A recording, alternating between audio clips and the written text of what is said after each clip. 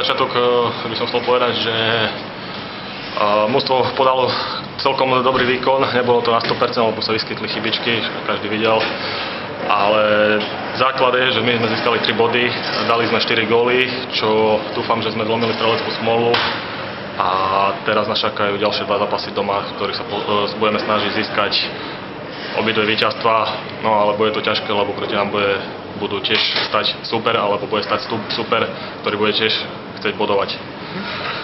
K vlastnému výkonu, tak čo k tomu? Keď sa darí, tak sa darí, a keď zase nedarí, tak vám tam spadne aj z bufetu gól. Čiže to by som nevyzdvihol, že môj výkon, alebo výkon obrancov, alebo výkon útočníkov. Bol to kolektívny výkon, vyhrali sme ako kolektív a takisto aj prehrávame ako kolektív. Čiže a komorná atmosféra, nám to vôbec ako neprekážalo, boli sme pripravení na to. My tiež sme len ľudia, máme oči, máme uši a vieme, čo sa deje dookola, takže nejak špecificky sme to nebrali. My hráme za seba, za Duklu, za svoje peniaze a za svoje prémie.